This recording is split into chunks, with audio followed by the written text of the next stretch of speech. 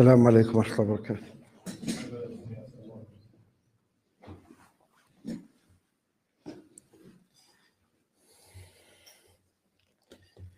إن الحمد لله نحمده ونستعينه ونستغفره ونعوذ بالله من شرور أنفسنا ومن سيئات أعمالنا. من يهده الله فلا مضل له ومن يضلل فلا هادي له، وأشهد أن لا إله إلا الله وحده لا شريك له، وأشهد أن محمدًا عبده ورسوله صلى الله عليه وسلم.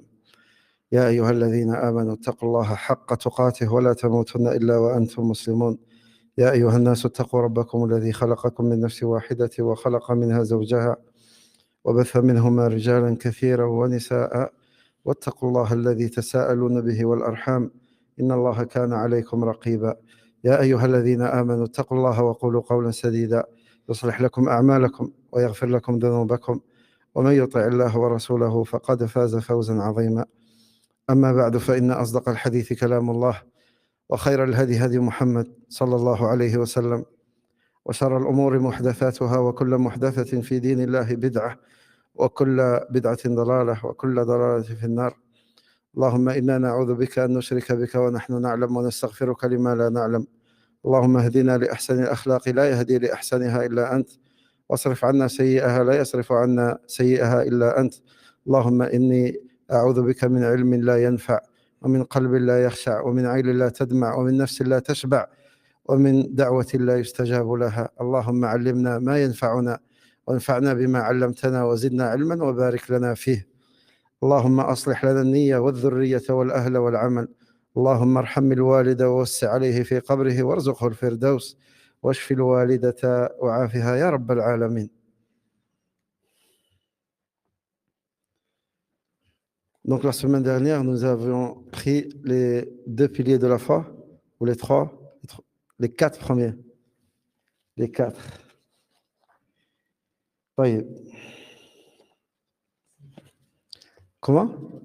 Les 5? On a fait le croire au jour dernier. Il reste donc croire au destin. Allah المستعان. الله يعيننا ويوفقنا لكل خير.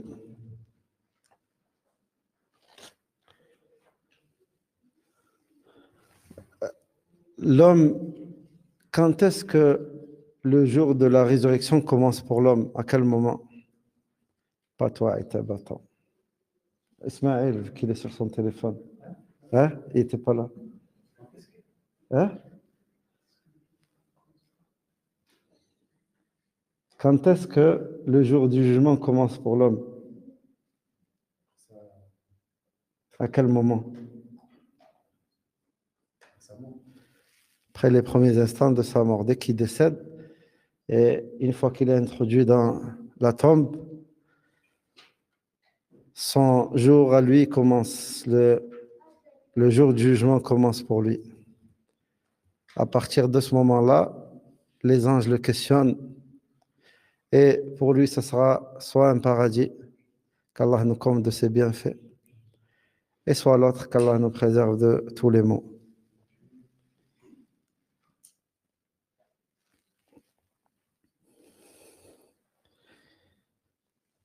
طيب، لعلنا نأخذ الركن السادس الذي هو الإيمان بالقدر خيره وشره. قال المؤلف وقال الشارح شيخ عبد الرزاق البدر حفظه الله: والركن السادس من أركان الإيمان بالقدر. والقدر قدرة الله عز وجل، بأن نؤمن أن الله عز وجل قد أحاط بكل شيء علما، وأحصى كل شيء عددا، وأنه كتب مقادير الخلائق في اللوح المحفوظ، وأن الأمور كلها بمشيئته سبحانه وتعالى، وأنه الخالق لكل شيء. فهذه هي حقيقة الإيمان بالقدر. وقد ذكر أهل العلم أن الإيمان بالقدر يقوم على 4 مراتب، وسبق أن أخذنا منها ما تيسر في شروح عديدة كالحائية والأربعين النووية وأصول السنة، وأظن أيضا في وصية الإمام الصابوني. يعني ما نأخذه اليوم يكون كمراجعة لما أخذ من قبل في هذه الشروحات. نسأل الله التوفيق. Donc le Cheikh dit, Hafidahullah, le 6e pilier de la foi est la foi au destin. Le destin est l'omnipotence d'Allah Azza wa Jal. Nous croyons qu'Allah subhanahu wa ta'ala cerne toutes choses de son omniscience et a exactement dénombré toutes choses. Il a écrit les destinées des créatures dans la tablette gardée. Que tout ce qui arrive est selon sa volonté, subhanahu wa ta'ala.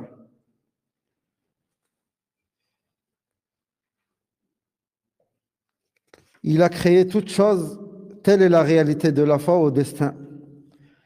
Et les savants mentionnent qu'elle se compose de 4 étapes ou 4 niveaux.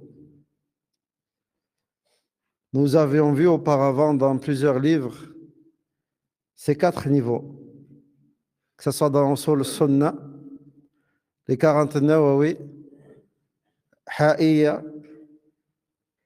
et Wasiyat l'imam Sabouni et d'autres, il me semble. Donc ce soir, ça sera un peu plus comme une révision concernant ce sujet qui n'est d'autre que quoi, Moussa? Hein? Pardon? J'ai pas entendu. Le sujet qu'on aborde ce soir, c'est quoi?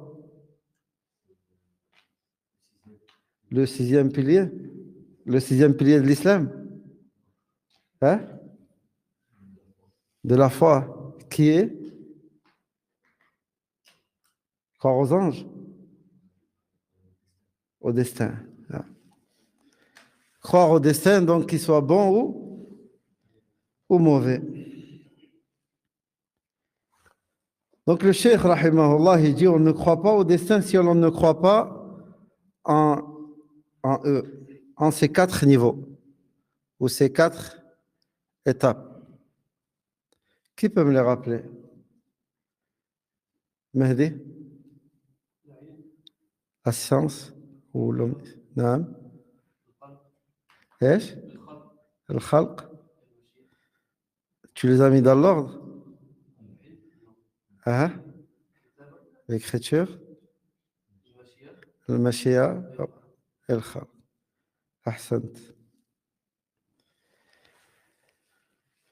أحسنت. طيب.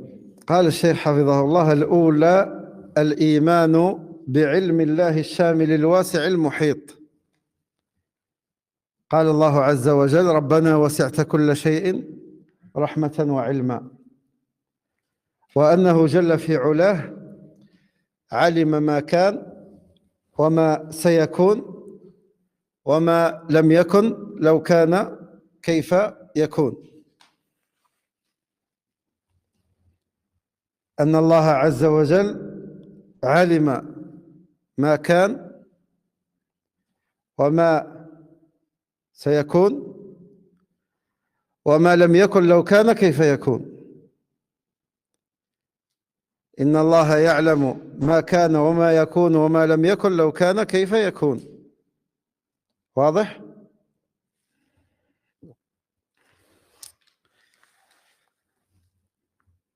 كل ما يقع راجع إلى هذه الأمور الأربعة، إلى علم الله وكتابته ومشيئته وخلقه، أو إن شئت قل وإيجاده، نفس الشيء. ما من شيء يكون في هذا العالم إلا والله علمه، ما من شيء يكون إلا والله كتبه، وما من شيء يكون إلا والله عز وجل شاءه، وما من شيء يكون إلا والله عز وجل خلقه. واضح؟ ما من شيء يكون إلا والله علمه، وما من شيء يكون إلا والله كتبه، وما من شيء يكون إلا والله عز وجل شاءه، وما من شيء يكون إلا والله عز وجل خلقه أو أوجده.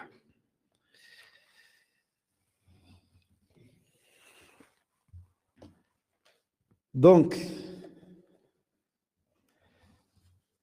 tout ce qui arrive dans ce monde, Allah Azza wa Jal savait qu'il allait arriver. Tout ce qui arrive dans ce monde, Allah Azza wa Jal l'a écrit. Tout ce qui arrive, Allah Azza wa Jal l'a voulu. Et tout ce qu'il y a dans ce monde, Allah Azza wa Jal l'a créé. D'accord? Ce sont les 4 étapes ou les 4 niveaux concernant la croyance au destin.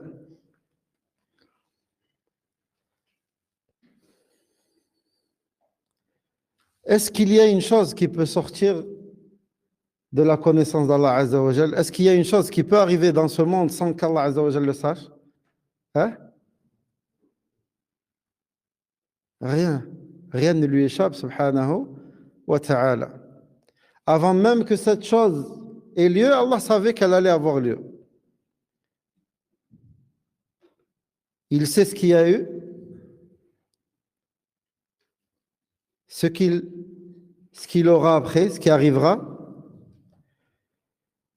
même ce qui n'arrivera pas, s'il devait avoir lieu, comment il allait avoir lieu.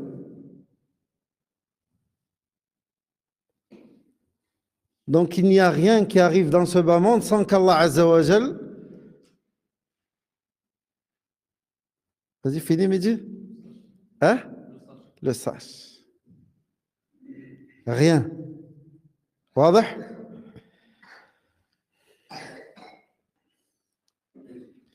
La science d'Allah Azza wa Jal, c'est une chose qu'il a acquise ou c'est une...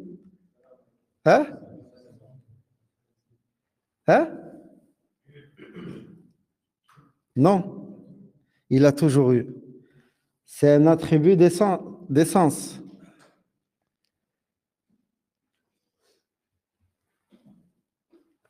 فالله لم يزل ولا يزال عليما. لم يزل ولا يزال عليما. فليس يعني العلم الذي هو صفة لله عز وجل ليس علما اكتسبه.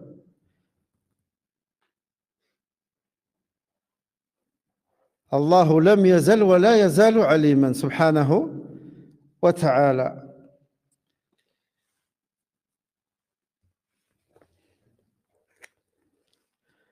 Donc la première, on a dit, c'est la quoi? Hein? L'ilm. Ah. Donc le cheikh dit, rahimahullah, hafidahullah, la première, il a foi en l'omniscience d'Allah Azza wa Jal, qui englobe et s'étend sur et cerne toute chose. Cette science s'étend sur toute chose et elle cerne toute chose. Allah dit dans le sens du verset, Seigneur, tu étends sur toute chose ta miséricorde et ta science. Donc Allah Azza wa Jal sait ce qui fut, il sait ce qu'il y a eu. Tout ce qui s'est passé, Allah Azza wa Jal le sait. Il sait ce qui sera. Ce qui va avoir lieu, Allah Azza wa Jal le sait. Wallahi, même quand tu poses ta main comme ça sur ton montant, Allah Azza wa Jal savait que tu allais faire ça. Et c'est écrit. Quand tu te grattes la tête, c'est écrit. Et Allah savait que tu allais te gratter la tête. Quand tu t'assois comme tu le fais là maintenant, avant même que tu sois là, Allah savait que tu allais être là à ce moment-là, assis de cette manière-là, de cette façon-là. Subhanahu wa ta'ala. Et il sait les choses qui ne vont pas avoir lieu, s'ils devaient avoir lieu, comment ils allaient avoir lieu. Qui peut me donner un exemple?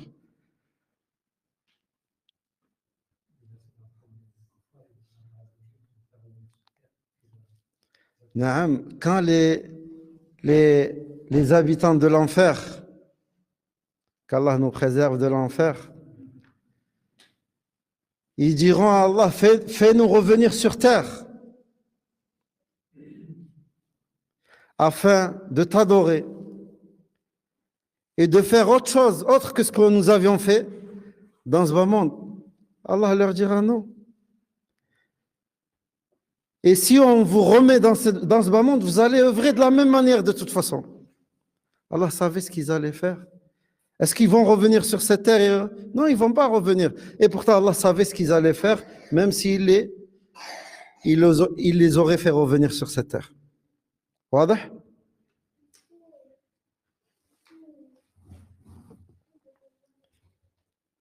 Donc Allah Azza wa Jal sait ce qu'il y a eu, ce qu'il va avoir, ce qui va arriver, ce qui ne va pas avoir, s'il devait avoir lieu, comment il allait avoir lieu.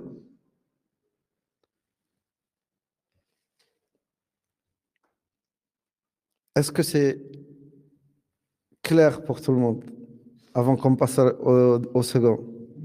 Hein? Donc Allah sait ce qu'il y a eu, ce qui va avoir lieu, ce qui ne va pas avoir lieu, s'il devait avoir lieu, comment il allait avoir lieu. Inna Allah ya'lamu ma kan wa ma sayakun wa ma lam yakun law kan kayfa yakun. طيب. والمرتبة الثانية الإيمان بأن الله عز وجل كتب مقادير كل شيء. يقول الشيخ الثانية الإيمان بأن الله كتب مقادير الخلائق في اللوح المحفوظ قبل خلق السماوات والأرض ب50,000 سنة. قال الله تعالى إن ذلك في كتاب إن ذلك على الله يسير. وصح في الحديث عن نبينا صلى الله عليه وسلم أنه قال إن الله كتب مقادير الخلائق قبل أن يخلق السماوات والأرض ب50,000 سنة. Donc la deuxième ou le second niveau, la seconde étape, c'est la foi en le fait qu'Allah Azza wa Jal, il a écrit les destinées des créatures dans la tablette gardée. Et cela a été écrit 50 000 ans avant la création des cieux et de la terre. Allah Azza wa Jal dit dans le sens du verset, tout cela est dans un livre et cela est pour Allah bien facile. Il est rapporté dans le hadith que le prophète sallallahu alayhi wa sallam a dit Allah a certes écrit le destin des créatures 50 000 ans avant d'avoir créé les cieux et la terre.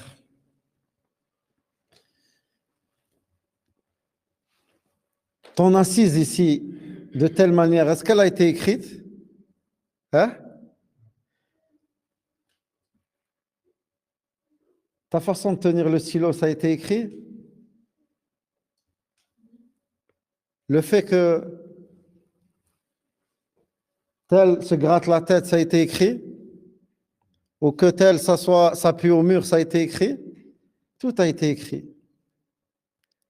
Rien n'a été laissé. Tout a été écrit. Et cela avant même qu'Allah Azza wa Jal n'ait créé les cieux et les terres.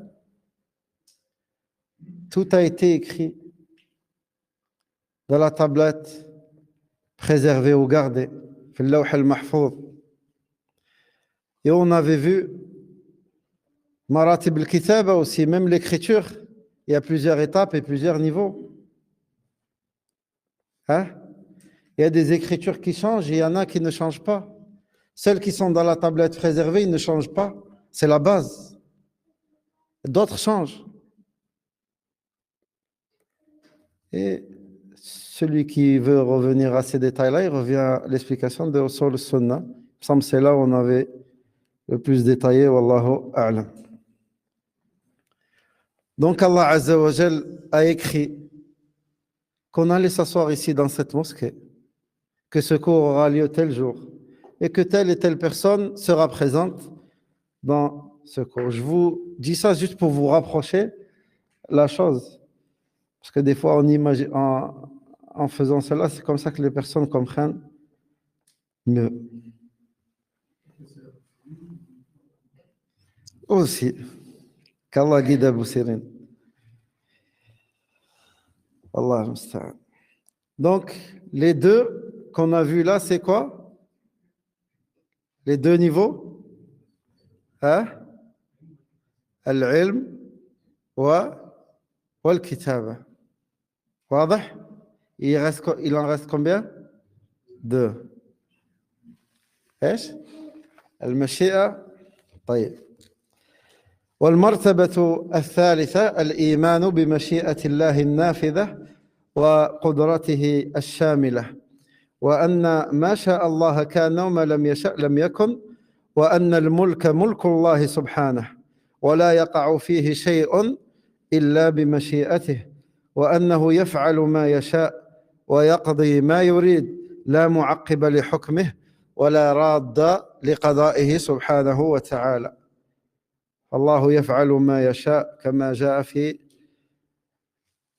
آل عمران وقال الله عز وجل وما تشاءون إلا أن يشاء الله رب العالمين وقال سبحانه إن الله على كل شيء قدير. طيب, donc le troisième niveau est la foi que la volonté d'Allah est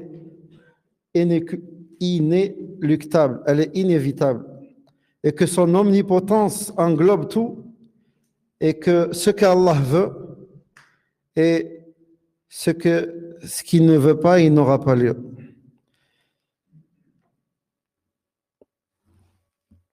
Que le royaume est le royaume d'Allah et que rien n'ici passe si ce n'est par sa volonté, subhanahu wa ta'ala. Et qu'Allah Azza wa Jal fait ce qu'il veut, subhanahu wa ta'ala. Il décrète ce qu'il veut. Personne ne peut repousser son jugement ou son décret. Personne ne peut repousser sa volonté, subhanahu wa ta'ala. Personne ne peut rejeter son destin. Ce qu'il a décrété, il aura lieu. Ce qu'il a décrété, il aura lieu. Allah dit dans le sens du verset, Allah fait ce qu'il veut. Dans Surat Al-Imran, il dit aussi dans Surat Al-Takwir, mais vous ne pouvez vouloir que si Allah veut, c'est lui le Seigneur de l'univers. Il dit aussi dans Surat Al-Baqarah, dans le sens du verset, car Allah a pouvoir sur toute chose.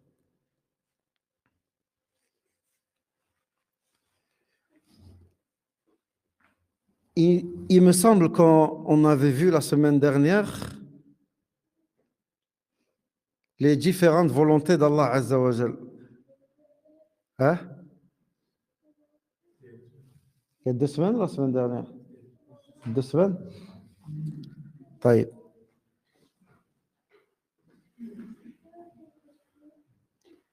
Est-ce qu'il se peut qu'il y ait une chose qui arrive dans ce monde et qu'Allah ne veut pas que cette chose arrive?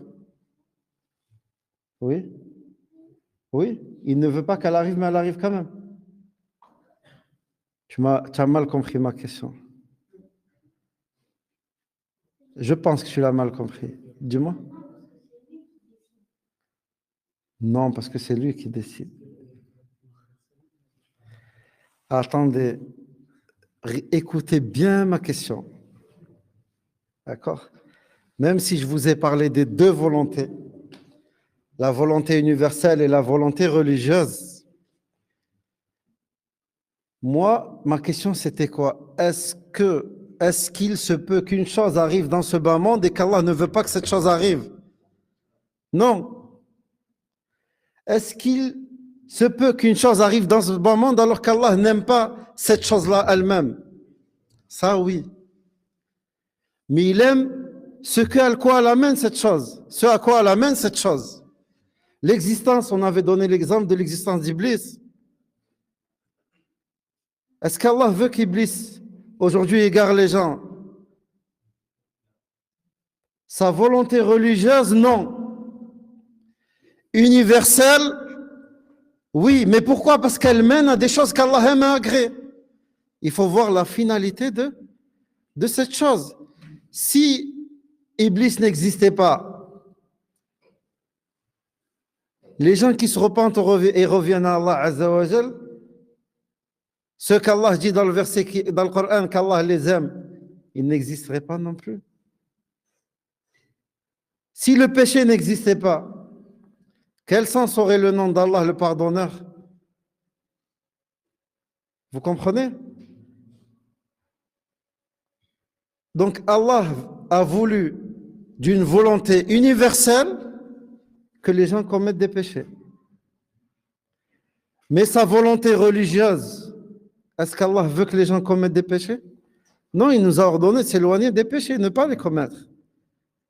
Mais il a décrété que certaines personnes commettent des péchés. Et cela par justice et sagesse. D'accord? Par justice et sagesse. Lui, il sait ce qu'il y a au fond de ces gens-là. Toi, tu ne le sais pas. Allah ne commet point d'injustice envers personne, envers quiconque.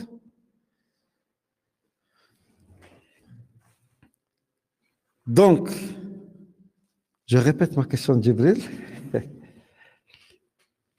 Est-ce qu'il se peut qu'une chose arrive dans ce bas monde et qu'Allah Azza wa Jalla ne veut pas que cette chose arrive? Non. Rien ne peut arriver sans sa permission, subhanahu wa ta'ala. L'homme, avec son ignorance, et on est tous des ignorants, se dit, ouais, mais regarde toutes ces injustices qui arrivent sur ce bas monde. Pourquoi Allah laisse les gens faire cela? C'est pas pour l'injustice elle-même, mais pour la finalité de cette injustice. Que s'il n'y avait pas de maladie, quel sens aurait le nom d'Allah, celui qui guérit toutes choses? Celui qui pardonne s'il n'y avait pas de gens qui commettent des péchés. Quel sens aurait ce nom?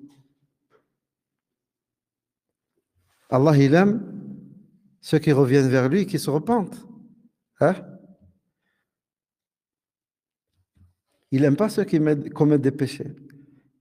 Mais il aime ceux qui reviennent vers lui et se repentent. Il n'aime pas le péché en lui-même. Mais ce que ce péché peut engendrer par la suite, qui est le repentir, ou le fait qu'une personne subisse une injustice et que cette injustice soit la cause de la purification de ses péchés ou qu'elle l'élève en degré au paradis le jour du jugement. Wadah? Hein? Donc rien ne peut arriver dans le royaume d'Allah sans sa volonté et sans qu'il le sache et sans que cela soit écrit. D'accord? واضح؟ طيب. فالمرتبة الرابعة من مراتب الإيمان بالقدر الإيمان بأنه سبحانه وتعالى خالق كل شيء، خالق الذوات، خالق الأفعال والحركات والسكنات. قال الله عز وجل: الله خالق كل شيء. وقال الله تعالى: والله خلقكم وما تعملون.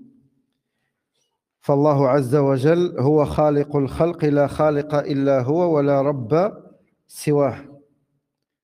قال الله عز وجل: أم خلقوا من غير شيء أم هم الخالقون أم خلقوا السماوات والأرض بل لا يوقنون. وقال الله عز وجل: هل من خالق يرزقكم هل من خالق غير الله يرزقكم. فالله عز وجل هو الخالق، هو الرازق، هو المنعم، وهو المتصرف. ثم قال الشيخ: فهذه مراتب 4 للإيمان بالقدر: العلم والكتابة والمشيئة والخلق أو والإيجاد. ولا يكون مؤمنا بالقدر من لم يؤمن بهذه المراتب. والإيمان بالقدر نظام التوحيد، كما جاء ذلك عن ابن عباس رضي الله عنهما قال: الإيمان بالقدر نظام التوحيد. فمن وحد الله وكذب بالقدر نقض تكذيبه توحيده، نقض تكذيبه بالقدر توحيده بالله سبحانه وتعالى. فيقول الشيخ: أي أن المكذب بالقدر كافر بالله، لا يقبل الله منه عملا ولا يقبل منه طاعة، ولو أنفق مثل جبل أحد ذهبا ما تقبل الله منه إلا إذا كان يؤمن بالقدر. فلن يستقيم توحيدك إلا إذا استقام إيمانك بالقدر. لن يستقيم توحيدك إلا إذا استقام إيمانك بالقدر.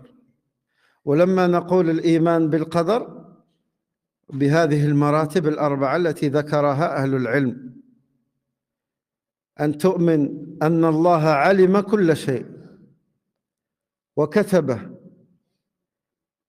وشاء وخلق. العلم، الكتابة، المشيئة والخلق، هذه مراتب القدر 4.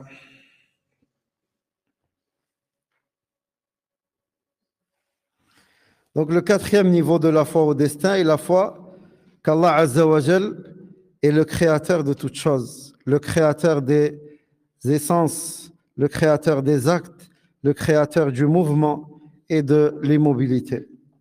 Allah Azza wa Jal dit dans le sens du verset: Allah est le créateur de toutes choses. Il dit aussi dans le sens du verset: alors que c'est Allah qui vous a créé, vous et ce que vous fabriquez. Allah donc subhanahu wa ta'ala, il est donc le créateur des créatures.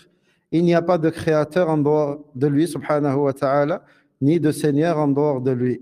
Il a dit dans le sens du verset: ont-ils été créés à partir de rien, ou sont-ils eux les créateurs? Ou ont-ils créé les cieux et la terre, mais ils n'ont plutôt aucune conviction?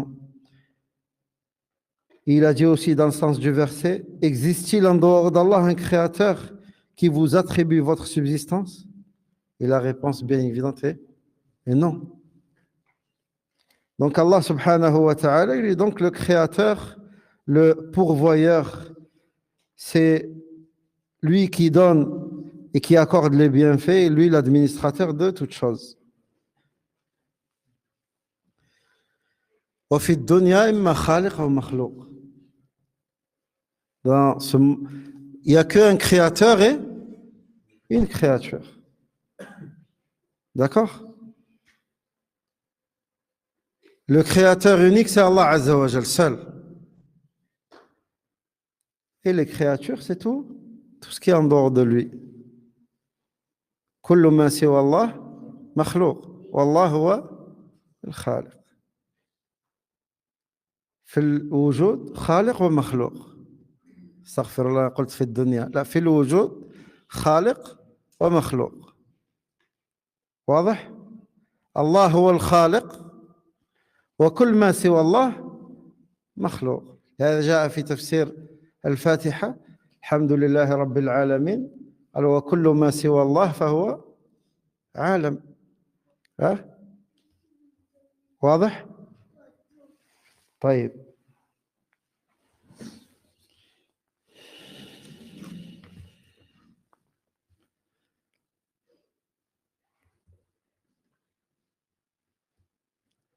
Jamal, tu peux me répéter les 4 étapes du destin?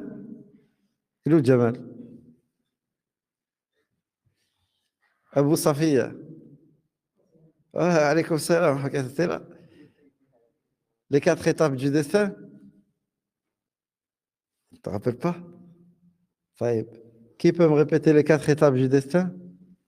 Safwan? العلم العلم الكتاب المشيئة الخلق. Abdelrahman, tu peux me les répéter? Je l'ai vu les dire, c'est pour ça que je pose la question. Je te donne le micro. Si tu parles doucement, on ne va pas t'entendre. Vas-y, dis-moi, c'est quoi les 4? ايوه.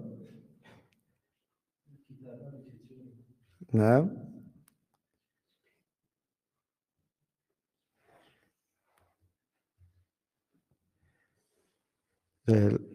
L'écriture, la science, c'est bien. Allahumma barak. Barakallahu fik. Et Moussa, il finit le reste. المشيئة والخلق. بارك الله فيك. ف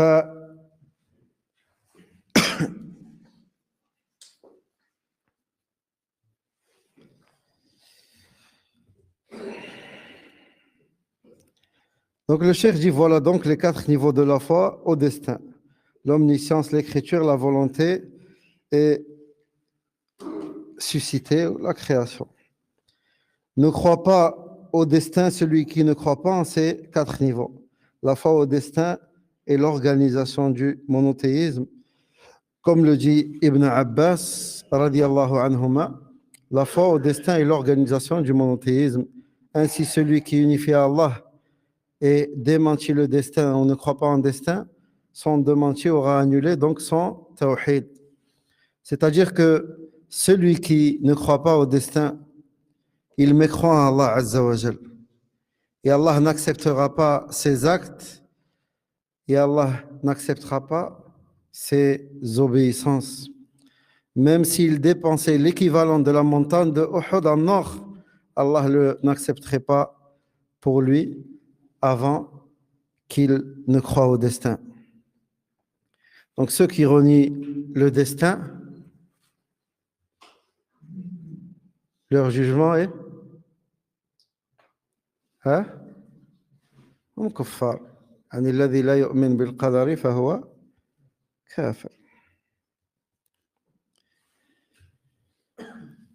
ثم إذا آمن العبد بأن الأمور كلها بقدر الله فإن عليه أن يجاهد نفسه مجاهدة تامة على فعل طاعات الله، فعل الطاعات واجتناب النواهي، وأن يطلب مده وعونه وتوفيقه وتثبيته وتسديده من الله، لأن الأمر بيد الله. لهذا قال عليه الصلاة والسلام احرص على ما ينفعك واستعن بالله. ولما قال الصحابة للنبي صلى الله عليه وسلم أنعمل في أمر قدر وقضي أم في أمر مستأنف؟ قال بل في أمر قدر وقضي. قالوا ففيما العمل يا رسول الله؟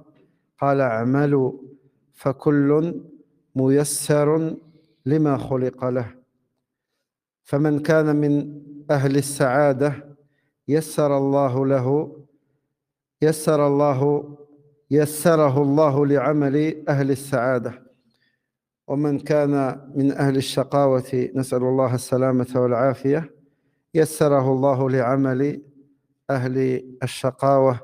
ثم تلا قول الله عز وجل فأما من أعطى واتقى وصدق بالحسنى فسنيسره لليسرى، وأما من بخل واستغنى وكذب بالحسنى فسنيسره للعسرى.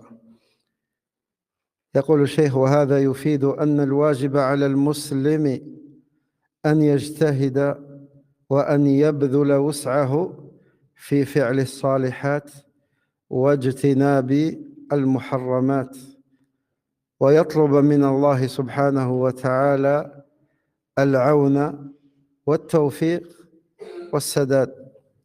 ثم ذكر الشيخ قول الله عز وجل: لمن شاء منكم أن يستقيم وما تشاءون إلا أن يشاء الله رب العالمين.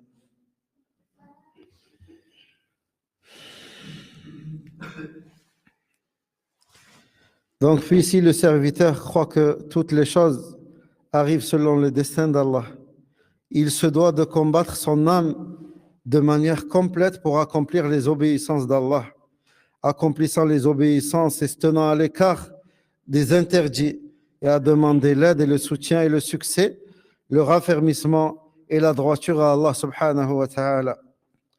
Parce que l'affaire, elle est entre les mains d'Allah subhanahu wa ta'ala.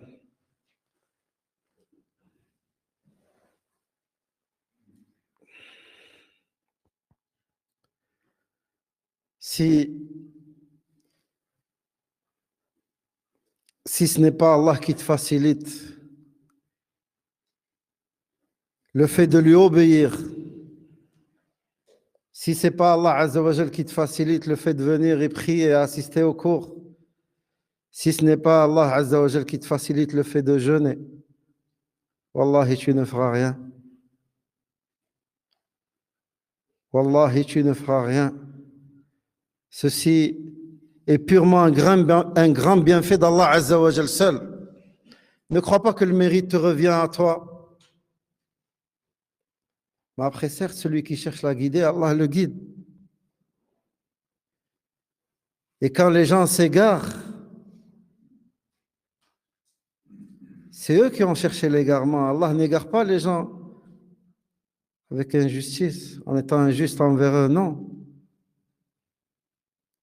Mais Allah a dit quoi ici dans le verset?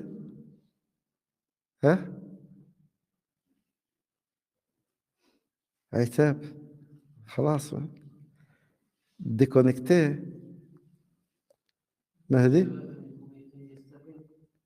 لمن شاء منكم أن يستقيم وما تشاءون ليس هذا الذي قبله.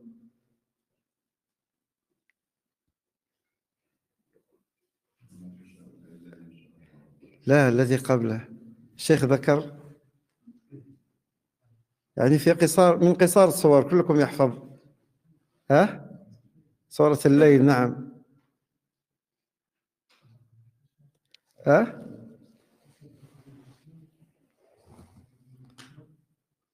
هكذا الآية: وصدق بالحسنى، تبدأ هكذا. ها؟ reviens en arrière, vas-y, dis-moi. Lis.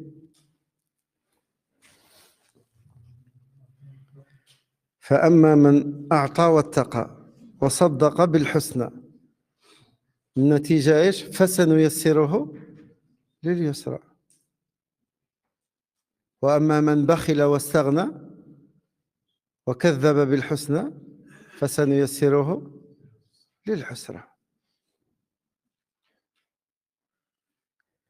لا تظنن أن الله يعني est-ce que vous pensez que quelqu'un qui fait des efforts en étant sincère, qui va à la mosquée, qui apprend sa religion tout en étant sincère, est-ce que vous pensez que cette personne, injustement, Allah va la prendre et elle va passer de la mosquée à l'église?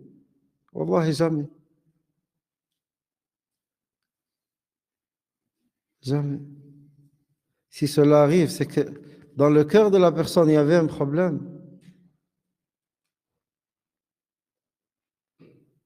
C'est qu'il y avait quelque chose qui n'allait pas dès le départ dans l'intention. Donc, ne te crois pas à l'abri. Et en même temps, ne reste pas les mains croisées et dire moi je... Parce que certains se justifient leur égarement en disant si Allah veut me guider, il va me guider. Moi je reste chez moi, je fais rien. Si Allah veut me guider, il me guidera.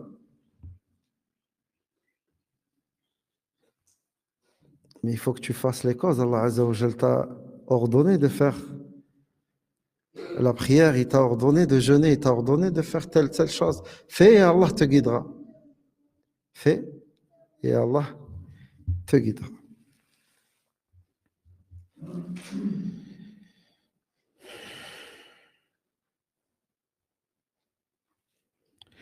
Donc le cheikh dit, puis si le serviteur croit que toute chose arrive selon le dessein d'Allah, il se doit de combattre son âme de manière complète pour accomplir les obéissances.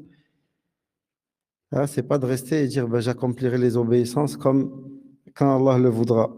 Non, il se doit de combattre son âme de manière complète pour accomplir les obéissances d'Allah, accomplissant les obéissances et en se tenant à l'écart des interdits. Et le prophète sallam a dit dans le sens du hadith, recherche ce qui te sera utile et demande l'aide d'Allah Azza wa Jal. Demande l'aide d'Allah Azza wa Jal.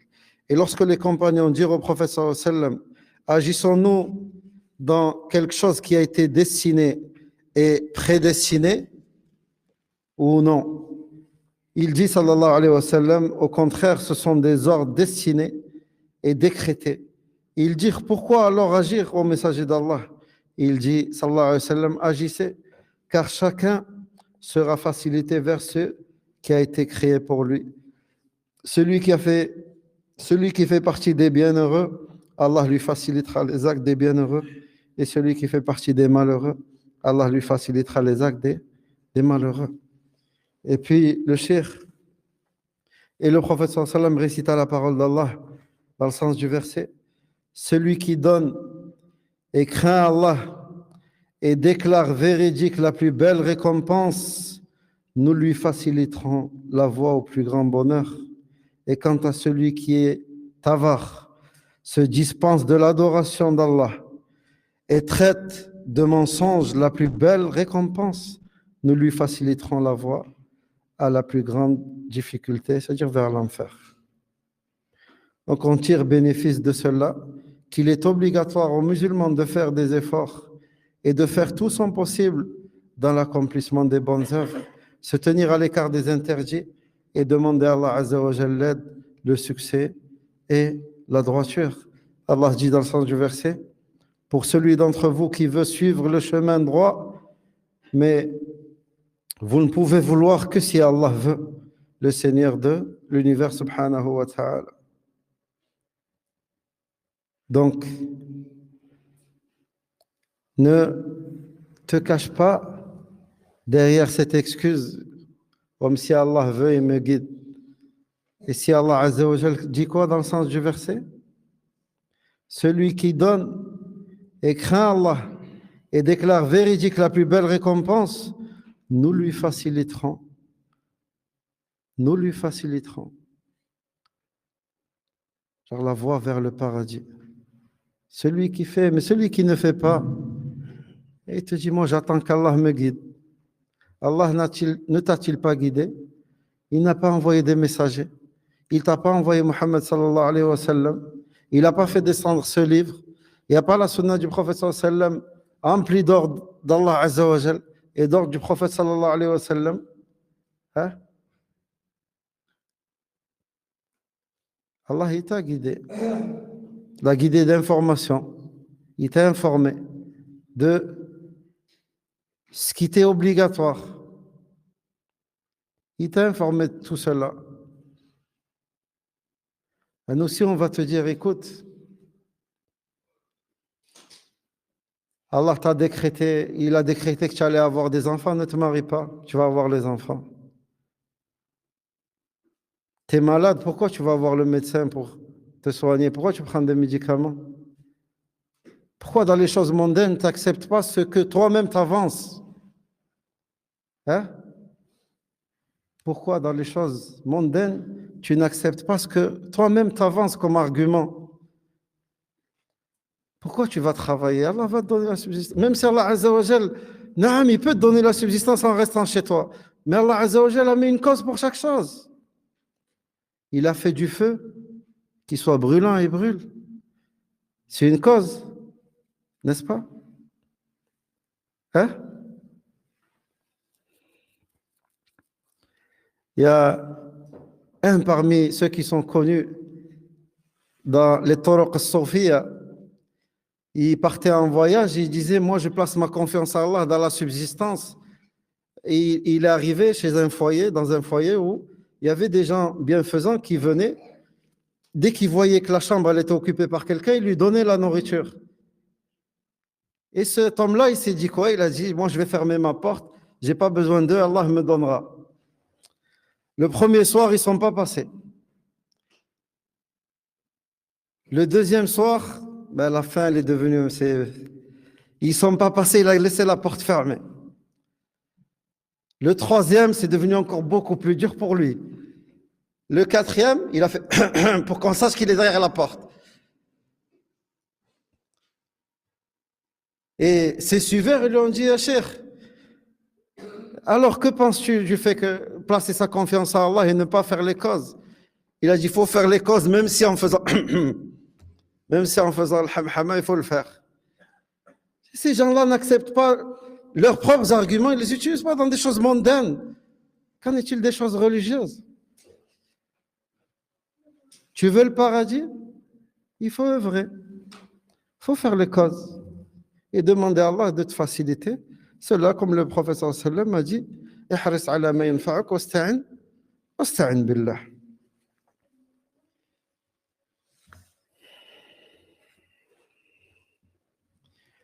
يقول الشيخ وهذا يفيد أن الواجب على المسلم أن يجتهد ويبذل وسعه في فعل الصالحات واجتناب المحرمات ويطلب من الله العون والتوفيق والسداد. ثم قال لما ذكر رحمه الله تعالى هذه الأركان الستة للإيمان بالقدر أركان الستة للإيمان بالقدر ذكر دليلها من القرآن الأركان الستة للإيمان بالله كلها وبعد أن ذكر مراتب الإيمان بالقدر ذكر دليلها من القرآن قال والدليل قول الله تعالى آمن الرسول بما أنزل إليه من ربه والمؤمنون كل آمن بالله وملائكته وكتبه ورسله لا نفرق بين أحد من رسله وقالوا سمعنا وأطعنا غفرانك ربنا وإليك المصير. قوله وإليك المصير فيه الإيمان باليوم الآخر المعاد إلى الله عز وجل. قال وهذه الآية مع الآية التي تليها في سورة البقرة أو التي ختمت بهما سورة البقرة يقول الشيخ يستحب للمسلم أن يقرأهما كل ليلة كما صح بذلك حديث النبي صلى الله عليه وسلم أنه قال من قرأ بالآيتين كل ليلة من سورة البقرة كفتاه أي تكفيانه من كل سوء وشر. وفي قراءة المسلم لهاتين الآيتين كل ليلة من الفائدة أن يستحضر المرء أركان الإيمان وأصول الإيمان. من الفائدة التي يستفيدها المرء حينما يقرأ هاتين الآيتين أنه يستحضر أركان الإيمان وأصول الإيمان وكأنه يجدد العهد بينه وبين الله سبحانه وتعالى. قال فالمسلم في قراءته لهاتين الآيتين كل ليلة يستحضر ويستذكر أصول الإيمان ويجدد إيمانه.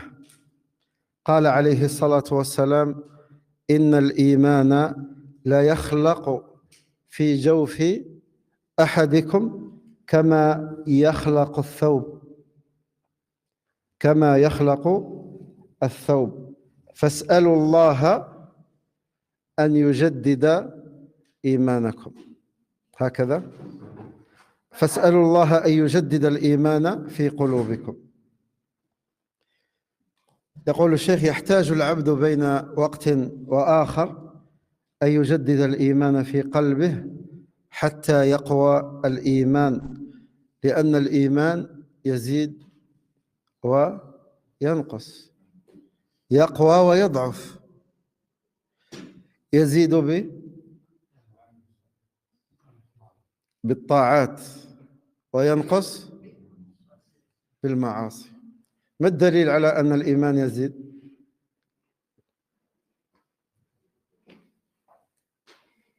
هي صفوان. فأما الذين آمنوا فزادتهم إيمانا مع إيمانهم. أيوة نص.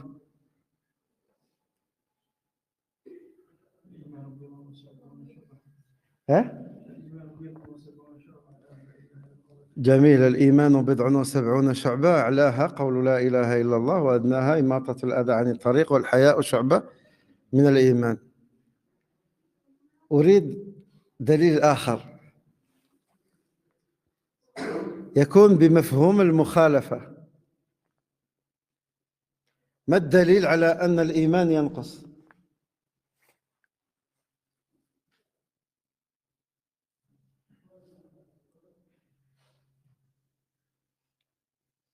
صفوان.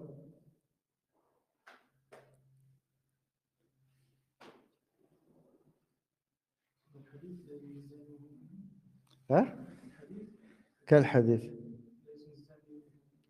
لا يزني الزاني حينما يزني وهو مؤمن. نعم. الآية لعل كثير منكم يحفظها: لئن أشركت ليحبطن عملك.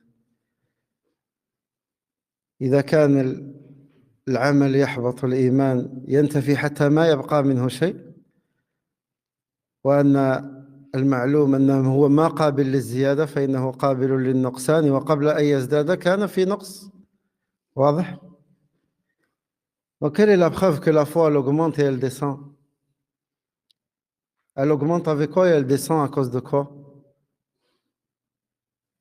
Non? Elle augmente avec l'obéissance à Allah et elle baisse avec quoi? La désobéissance. Quelle est la preuve que la foi elle augmente? Hein? Quelle est la preuve que la foi elle augmente?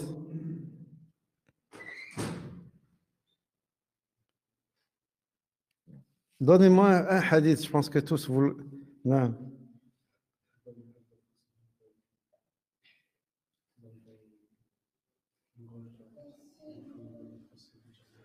Le hadith du prophète sallam que la foi se compose de plusieurs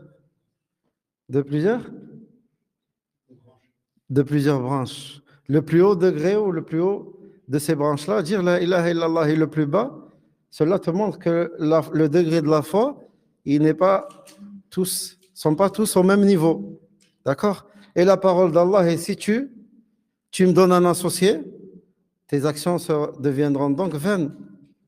Donc si cette parole aussi prouve que la foi, elle baisse, et les versets d'Allah, comme celui que Safwan a mentionné et d'autres. Il est important de connaître les choses avec leurs preuves. Il est important de connaître les choses, surtout ce qui concerne ce qui a trait à la foi. D'accord? Et ce qui a trait à la croyance.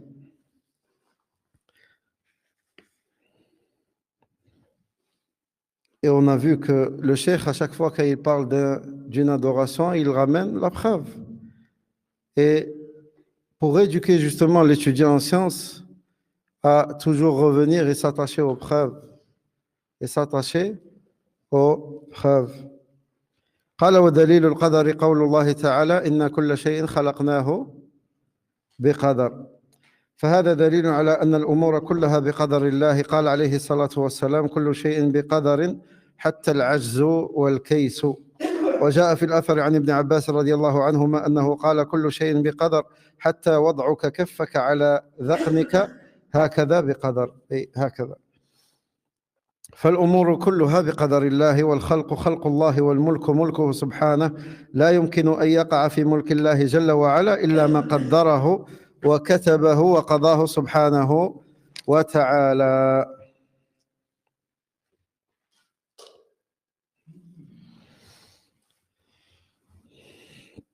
Donc l'auteur, rahimahullah, mentionna les 6 piliers de la foi, il mentionna leurs preuves du Coran. Il dit, la preuve est la parole d'Allah, le messager a cru en ce qu'on a fait descendre vers lui venant de son Seigneur, et aussi les croyants.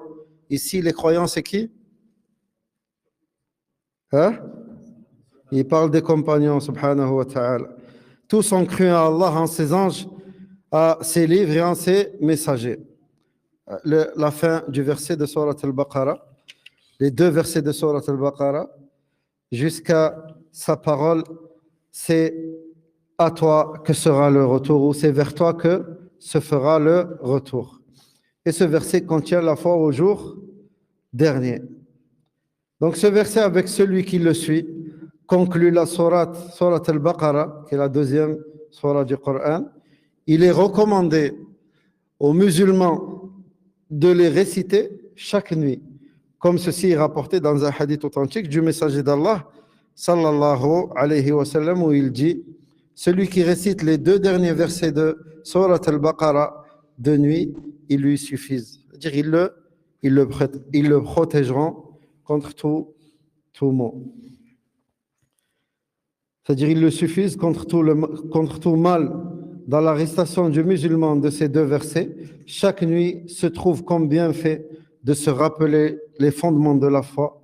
Lorsque le musulman récite ces deux versets chaque nuit, il se rappelle et se remémore les fondements de la foi et revivifie sa foi. Il dit, sallallahu alayhi wa sallam: certes, la foi s'use dans vos poitrines, tout comme l'habit s'use. Demandez donc à Allah qu'il revivifie la foi dans vos cœurs.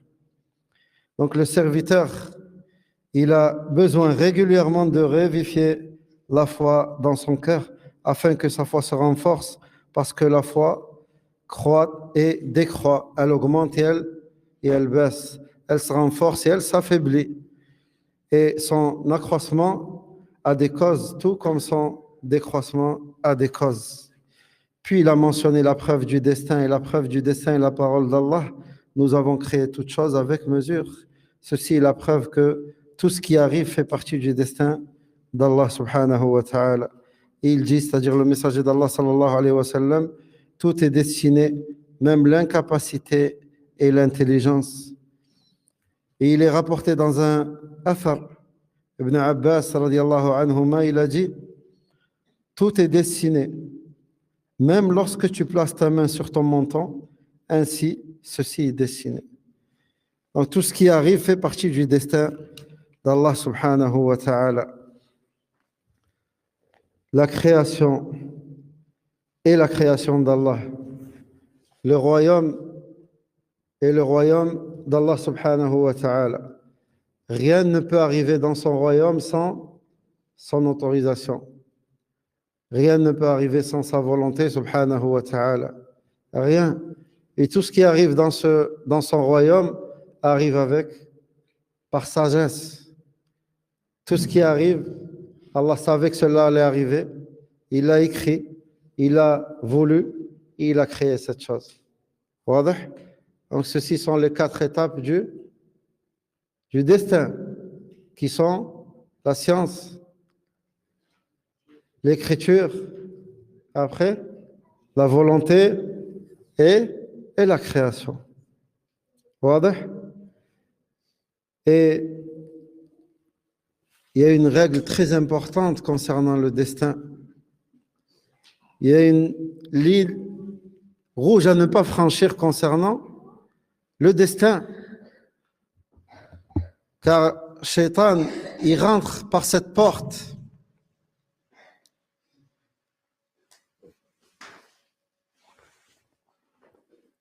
La première,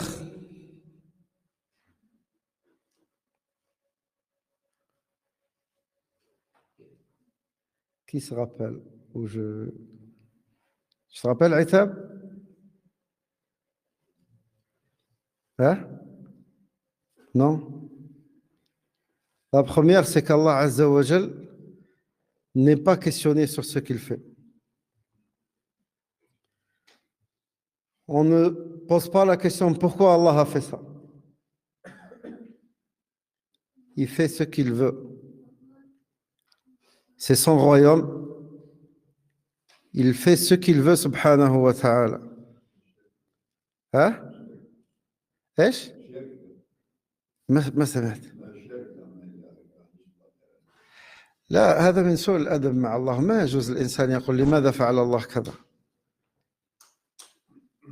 On ne pose pas la question pourquoi Allah a fait telle chose. Certaines personnes, dès qu'ils sont éprouvés, oh Allah, pourquoi moi? Je t'ai fait quoi? Astaghfirullah. Il n'est pas permis d'avoir ce genre de propos, de poser ce genre de questions. Pourquoi Allah a fait ça? Allah, il fait ce qu'il veut dans son royaume. La yus'alu amma yaf'al wa hum yus'alun. Toi, tu seras questionné, mais Allah, il n'est pas questionné. On ne le questionne pas sur ce qu'il fait ce qu'il veut. Ça, c'est la première. La deuxième, qu'Allah Azza wa Jal, il est plus miséricordieux envers toutes ses créatures, plus que la maman envers son enfant. Il est plus miséricordieux envers toutes ces créatures, plus que la maman envers son enfant. Vous connaissez un être plus miséricordieux que la maman envers son enfant? Vous avez dit une maman prend son enfant et le jeter dans le feu? Non. Ben Allah, il est plus miséricordieux envers nous que nos propres parents. Hein? Et tout ce qui arrive, c'est par sagesse et par science. D'accord? Cette ligne ne la franchit jamais. On ne demande pas pourquoi Allah fait telle chose, il fait ce qu'il veut. Et Allah est plus miséricordieux envers toi que tes propres parents. Wadah? Et il y a une sagesse dans tout ce qu'Allah fait. Que tu la connaisses ou pas, cette sagesse, mais que tes connaissances de la sagesse d'Allah ou pas, il y a une sagesse. Wadah? Hein? Des questions concernant le cours? Le cours. Ce qui a été dit au cours. Hein? Non? Non, Zoé.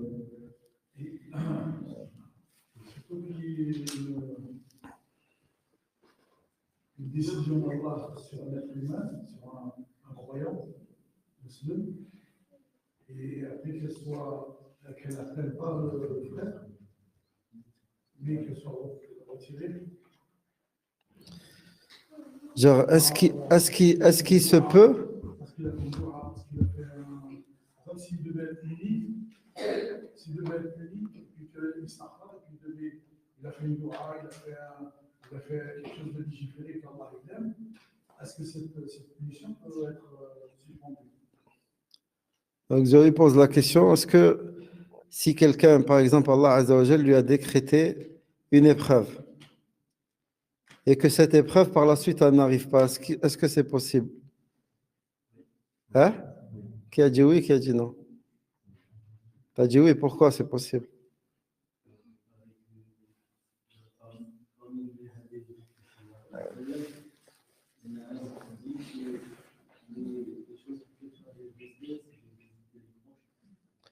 Parmi le hadith du professeur sallam, il dit, genre ceux qui visitent par exemple les proches, cela peut changer le destin. Je parle du fait de prolonger sa vie, qui vivent plus longtemps, c'est ça? Le hadith, oui, c'est ça. Ou ce qui peut repousser le destin, l'invocation. Donc, cette question, elle est très importante. Donc, est-ce que le destin peut changer? Attends, Aïtab. Le prophète sallam, il a dit que le destin peut être changé par l'invocation. Ou par exemple, celui qui rend visite à sa famille, il vivra plus longtemps que celui qui ne rend pas visite à sa famille. Ça peut être une cause de la prolongation de la vie de telle personne. Donc, est-ce qu'il y a une contradiction? Ou, allez, Ouldine, dis-moi.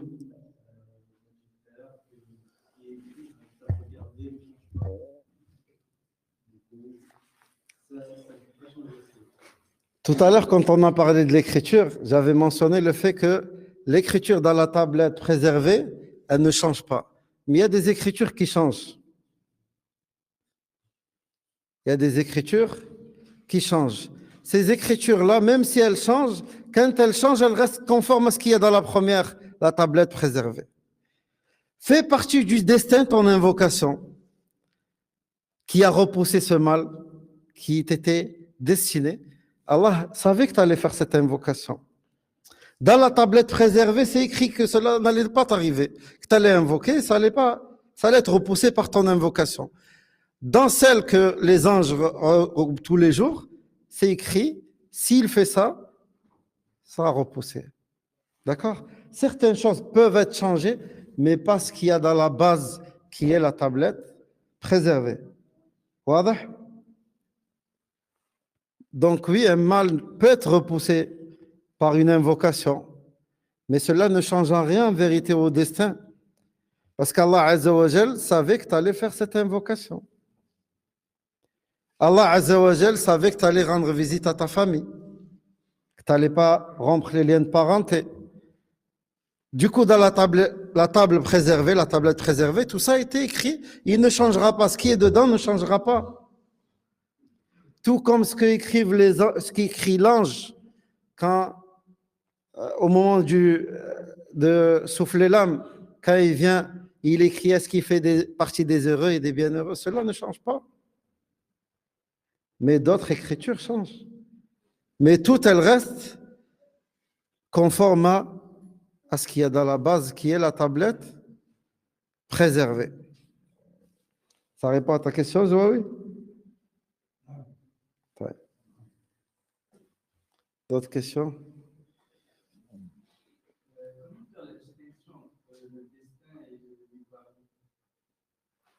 Le destin et le libre arbitre. J'aurais plus dit la volonté d'Allah et la volonté du serviteur. La volonté du serviteur, elle est soumise à la volonté d'Allah. Dans le sens où, même s'il a sa propre volonté, quand tu agis, c'est toi qui agis. Mais tu ne peux agir sans qu'Allah Azza wa Jalla n'ait autorisé telle chose. On n'est pas comme disent les Jabriya, telle une feuille que le vent l'emporte, il la ramène là où il veut. Non. Allah Azza wa Jalla, il t'a laissé un libre arbitre avec lequel tu agis. D'accord? Avec lequel tu agis. Tu vas prier, tu jeûnes. Allah va te rétribuer selon tes actions à toi, ce que tu fais toi. Mais tes actions, elles sont soumises à sa volonté à lui. Il t'a créé ainsi que tes actions, ainsi que ce que vous faites. خلقكم وما تعملون. Tu as un libre arbitre. C'est toi qui pries. Mais si Allah t'aurait pas facilité, s'il n'aurait pas autorisé le fait que tu ailles prier, tu ne l'aurais pas fait. D'accord? Il te l'a facilité par sagesse et parce qu'il sait, il savait ce qu'il y a au fond de toi, que toi, tu cherches justement cette guidée. Celui qui cherche à guider, Allah le guide. Hein? Comme Allah le dit dans le Coran. Je ne sais pas si ça répond à ta question ou pas encore. D'accord. On a une volonté, on a un libre arbitre, mais ce libre arbitre, il est soumis à la volonté d'Allah Azza wa Jalla. واضح? Sinon, Allah serait injuste. وحاشا. Allah va te punir pour un acte que tu n'as pas fait. Si c'est lui qui t'a obligé de faire cet acte, pourquoi il te punirait? Allah t'a donné cette volonté. Ce libre arbitre, il te l'a laissé. فَمَنْ شَاءَ مِنْكُمْ فَلْيُؤْمِنْ وَمَنْ شَاءَ فَلْيَكْفُرْ. Celui qui veut croire, qu'il croit. Celui qui veut, il ne croit. Mais tu ne pourras faire une chose sans sa permission. Tu ne pourras rien faire dans son royaume sans sa permission, subhanahu wa ta'ala. واضح? D'autres questions? Que concernant ce qui a été dit dans le Coran?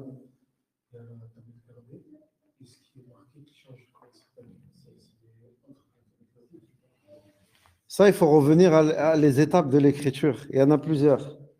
D'accord? Il y a la tablette préservée, il y a l'écriture journalière, il y a l'écriture par an, annuelle, il y a l'écriture journalière et hebdomadaire. Non. Annuelle, c'est ça, c'est l'année, le jour de la nuit du destin. Taïb. Il y a l'écriture dans le rahim. Hein, quand l'ange vient et écrit, Allah lui ordonne d'écrire si cette personne fait partie des heureux ou des malheureux. Il lui écrit sa subsistance et combien de temps il va vivre. Il y a l'écriture journalière, il y en a 5. Il y a certains, on dit يوم يوم أخذ الله العهد من بني آدم. Même si sur celui-là, il y a une divergence, mais il y en a 5. Il y en a 5. Il est vrai que les anges, ils s'attendent à un moment donné, si un temps qui commet un péché, ils s'attendent à un moment pour écrire ce péché. Je ne me rappelle pas. Je me rappelle pas de l'authenticité de ça. Je ne sais pas si c'est authentique ou pas. Je ne me rappelle pas là maintenant si c'est authentique ou pas. Allahu a'lam. Je ne sais pas. Là, je me rappelle. Tu te rappelles? Ouais, juste là, je ne me rappelle pas. Autre chose? Non? Alhamdulillah. Taïb, qui peut me répéter les piliers de la foi? C'est quoi ça, Rachid, ou souhaite parler? Je ne sais pas si c'est une erreur. Abou Moussa? Tu peux venir voir, s'il te plaît? Donc, Abdallah, c'est quoi le pilier de la foi? Non, je crois qu'il a levé la main. Taïb, c'est quoi les étapes ou les niveaux de croire au destin? La science, l'écriture.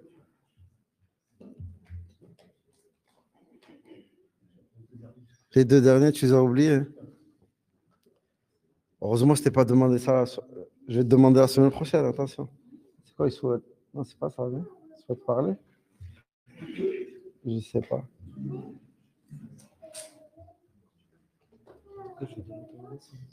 Non, ça ne s'est pas ouvert. Le frère Rachid la souhaite parler. On a ouvert ton micro. Si c'est une question relative à ce qui a été mentionné dans le cours.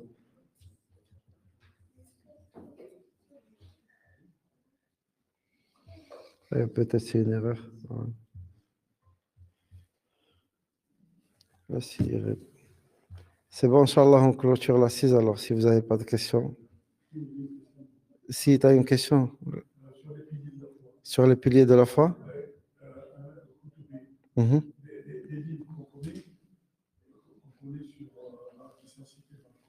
Non.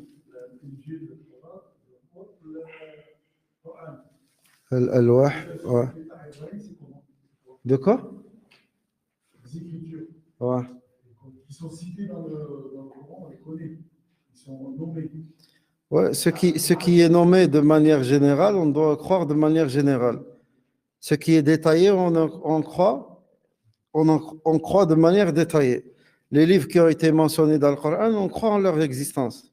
Car Allah Azza wa Jal nous ordonne de croire en ces livres. Et le prophète sallallahu alayhi wa sallam, ici dans les piliers de la foi, parmi les piliers de la foi, croire aux livres.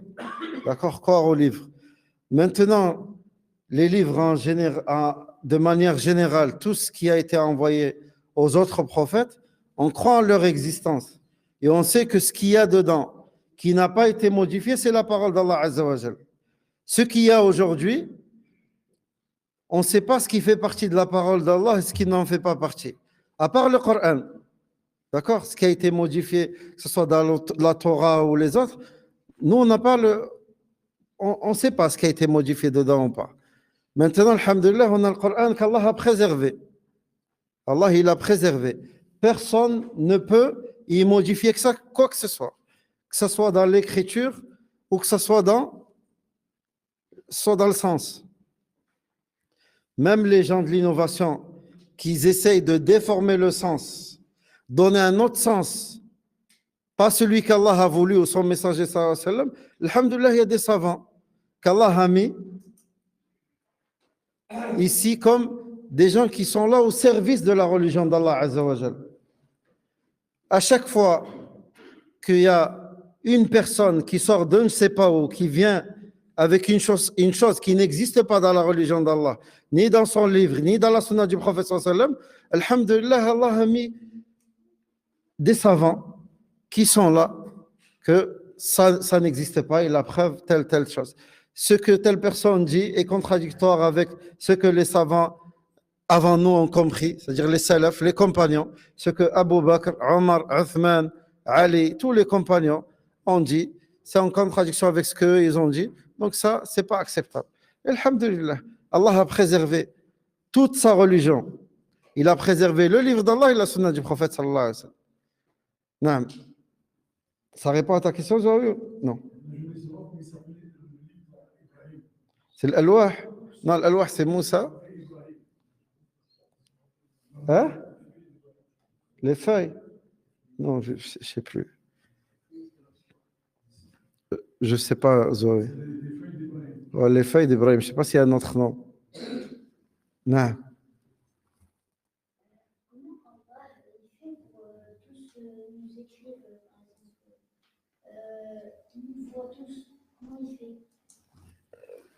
D'abord, il faut que tu saches que la vision d'Allah n'a rien à voir avec notre vision à nous. Notre vision à nous, elle est très limitée. D'accord? Si Allah a créé toute chose, c'est lui qui a tout créé. Tu es bien d'accord avec moi? C'est lui qui a tout créé. D'accord? Donc, il a la capacité. Toi, est-ce que tu peux imaginer aujourd'hui, tu as vu la terre comment elle est? Elle est grande. Est-ce que tu peux imaginer quelqu'un qui peut tenir la terre dans sa main? Pour toi, c'est impossible. Hein? Pourtant, Allah Azza wa Jal dit dans le Coran, وَالسَّمَاوَاتُ مَطْوِيَّاتٌ بِيَمِينِهِ, qu'Allah a plié les cieux dans sa main. Toi, tu ne peux pas imaginer cela. Notre science à nous, notre savoir est très limité. Comme a dit Ibn Abbas radiyallahu anhuma à un enfant, justement, par rapport à cette question, comment ça se fait qu'Allah voit tout? Il dit, est-ce que tu peux voir ce qu'il y a derrière ce mur? Hein? Non, pourquoi tu ne peux pas voir? Parce qu'il y a un mur. Ben Allah Azza wa Jal, il n'y a rien qui l'empêche de voir ce que toi, tu ne peux pas voir. Toi, ta vision, elle est très limitée, elle s'arrête ici. Tu ne peux pas voir au-delà de cette mosquée. Ce qu'il y a dehors, tu ne sais pas. Même ce qu'il y a dans cette pièce derrière moi, tu ne sais pas ce qu'il y a. Tu ne sais pas si Abou Moussa il se cache là-bas. Tu ne sais pas. Hein? Ou Jamal il se cache derrière là-bas, on ne sait pas. Mais Allah Azza wa Jal, rien ne lui échappe. Toi, s'il y a une fourmi qui passe à côté de toi maintenant, tu la vois? Non, tu ne la vois pas. Allah, lui, la voit. Même si elle est noire, et elle ne fait aucun bruit, et elle marche sur un tapis noir, et même si les lumières elles étaient éteintes, rien n'échappe à Allah Azza wa Jal. C'est lui qui a tout créé. C'est lui qui t'a donné la vue. Hein? Ta vue à toi, elle est très très limitée. Elle est très limitée. Même si tu prends des jumelles, ce que tu veux, elle sera quand même limitée. D'accord? Elle va s'arrêter. Comme ton raisonnement, il est limité. D'accord? Allah, il voit. Ça, lui, comment il voit les choses, c'est pas comme nous on voit. Allah, rien ne lui ressemble. D'accord? Moi et toi, si on voit ici, on ne peut pas voir ce qu'il y a derrière le mur. Mais Allah, il peut voir tout ce qu'il y a dans son royaume. Tout. Mais toi, s'il y a une fenêtre, tu peux voir, mais tu ne verras pas. Vas-y, va voir dans la fenêtre. Est-ce que tu peux voir ce qu'il y a derrière la montagne? Non, tu ne pourras pas. tu seras quand même limité. Tu comprends? Tu auras une limite. Parce que tu es une créature. Et nous sommes faibles. Allah Azza wa Jal, personne ne l'égale. Subhanahu wa ta'ala. Personne n'est comme lui. Personne ne lui ressemble. Tu as compris? Je ne sais pas si ça répond à ta question. Ça va? D'accord. Et l'écriture, Allah savait, avant même qu'il nous crée, il savait ce qu'on allait faire. Il savait que tu allais t'asseoir sur cette chaise. Il savait que tu allais mettre ce t-shirt rouge et ce pantalon vert. Il savait que tu allais laisser les cheveux longs. Il savait que tu allais croiser tes bras comme ça. Il savait que tu allais me poser cette question. Avant même de créer les cieux et les terres, 50 000 ans avant. 50 000 ans avant. Nous, on n'arrive pas à imaginer ça fait quoi 50 000 ans. Parce que Allah Azza wa Jal, il n'est pas comme toi et moi. Comment il nous a tous créés? Hein? C'est lui qui a créé cet univers ou pas? C'est lui qui a créé tout l'univers. Comme il a pu créer la terre, il a pu créer les cieux, tout ce qu'il y a sur cette terre. S'il est capable de faire ça, il n'est pas capable de faire tout le reste? Oui. S'il est capable de nous créer tous, s'il est capable de nous donner la vie, nous l'enlever, il est capable de toutes choses. D'accord? C'est pas comme toi et moi. Nous, notre capacité, moi, tu me demandes de tordre ce bras en fer, je ne pourrais pas le tordre. Ma capacité, elle est limitée. Mais la force d'Allah Azza wa Jalla, elle n'a pas d'égal. C'est pas comme toi et moi. La capacité d'Allah, tu as compris? T'as quel âge? 9 ans. Allahumma barak. Allahumma barak. T'as bien compris? Si tu as bien compris? Alhamdulillah. J'espère en tout cas. Qu'est-ce qu'il y a, Abdallah? Toi, je ne parle pas avec toi. Allez, il reste combien de temps pour la... C'est bon, Inch'Allah, on clôture l'assise. سبحانك اللهم وبحمدك أشهد أن لا إله إلا أنت أستغفرك وأتوب إليك. Et excusez-moi, des fois je rigole, c'est mon tempérament, je rigole avec vous. Je pose des questions, c'est pas pour mettre les gens mal à l'aise, c'est juste pour apprendre et justement que ça reste pas. S'il y a que moi qui parle, tout le monde s'endort, hein, comme Jamal. Ah, je rigole. Il faut que, d'accord. Wallah musta'an. Salam alaikum.